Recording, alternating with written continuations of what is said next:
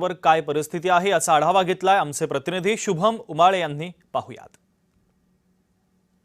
महाराष्ट्रामधनं मुंबईमधनं देखील या ठिकाणी काँग्रेस जनता पार्टीला समर्थन करण्यासाठी अभिजित दिपके यांना समर्थन करण्यासाठी त्यांचे काही समर्थक हे मुंबईमधून महाराष्ट्रामधून देखील पोहोचले. त्यांच्याशी बोलण्याचा प्रयत्न करूया. दादा, तुम्ही कुठून आलेले आहात आणि हे तुम्हाला कोणी मारले? श्री स्वामी समर्थ. अरे वा वा, हे कोणी मारलं तुम्हाला? मला आरपीएफ ने मारले. मी त्यांना मदत करत होतो, कोणीतरी बाहेर आले, दगड मारले त्यांना.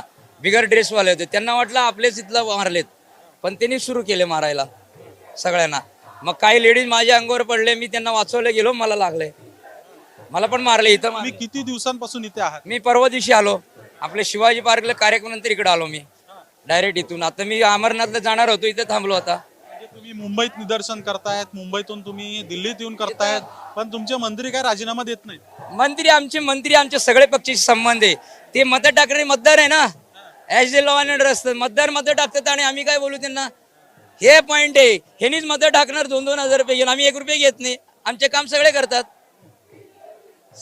काल सगळं या घडामोडी झाल्यात, त्यावेळेस तुम्ही कुठे होतात आणि हे मारहाण कुठे? पहिला मुद्दा, भारत देश स्वतंत्र, पाणी का दिलं नाही?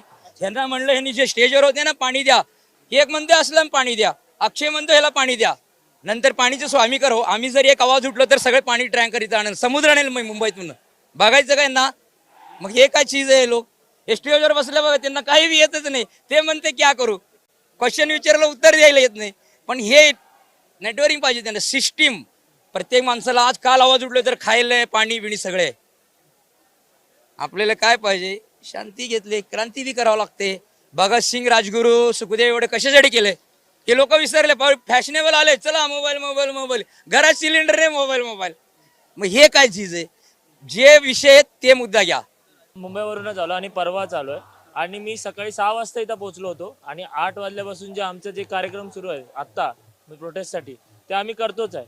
आणि याच दरम्यान भरपूरशा गोष्टी झाल्या ज्या तुम्ही बघितल्या पण असाल आणि त्या गोष्टी आम्ही आधीच पण दाखवू शकलो असतो. बट दिल्ली पोलिसनी इकडे जे आहे ते जॅमर लावले होते आणि त्यामुळे आम्हाला बऱ्याचशा गोष्टी ते आहेत त्या दाखवता आल्या नाही.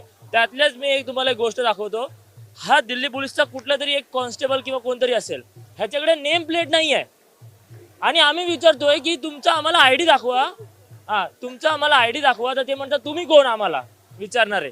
ठीक आहे, हे बघा दादा, प्ले करा. एक व्हिडिओ आहे त्यांच्याकडे आणि त्यांचं असं म्हणणं आहे की नेम प्लेट नाही, डोक्यावर मारलंय आणि त्याच्या कानातून अक्षरशः रक्त येतंय. हे बघा.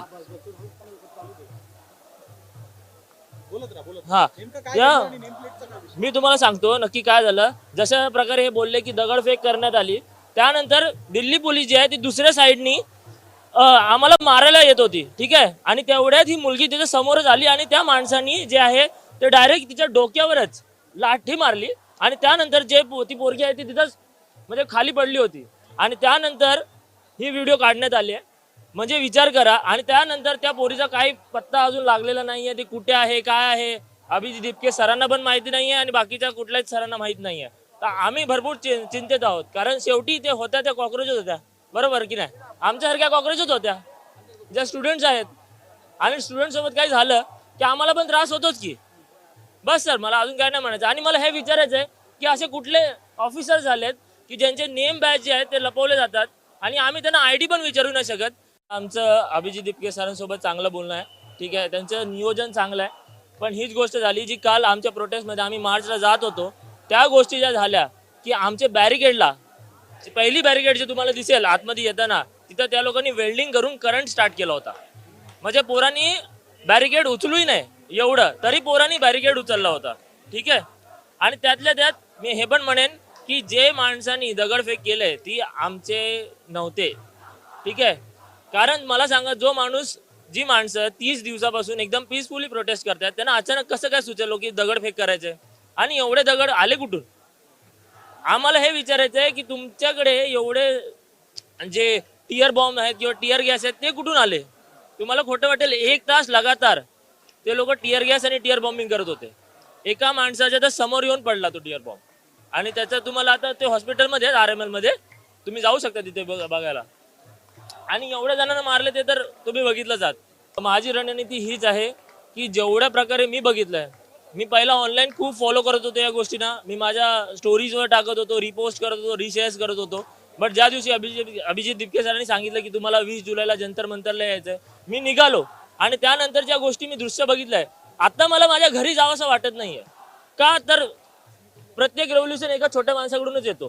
काय म्हणता? त्या दिवशी ज्या मी गोष्टी बघितल्या, त्याच्यानंतर मी एवढा चिंतेत आलोय की मला असं वाटतं जोपर्यंत ही गोष्ट आणि जोपर्यंत धर्मेंद्र प्रधान जोपर्यंत राजीनामा देत नाही तोपर्यंत आम्ही इथून सुटणार नाही. जोपर्यंत राजीनामा देणार नाही तोपर्यंत इथून जाणार नाही. आमचा विषय एकच असणार आहे, नीट पेपर लीक बद्दल तुमची अकाउंटेबिलिटी. आम्ही दुसरा कुठला विषय मांडणार नाही, जातीवाद नाही, काहीच नाही. आम्हाला फक्त एकच विषय आहे, तो म्हणजे नीट पेपर लीक का झाला आणि त्याची अकाउंटेबिलिटी तुम्ही का नाही घेताय. आणि त्याच्यानंतर ज्या गोष्टी झाल्या त्याची पण अकाउंटेबिलिटी तुमच्यावरच आहे सर, बाकी काय नाही.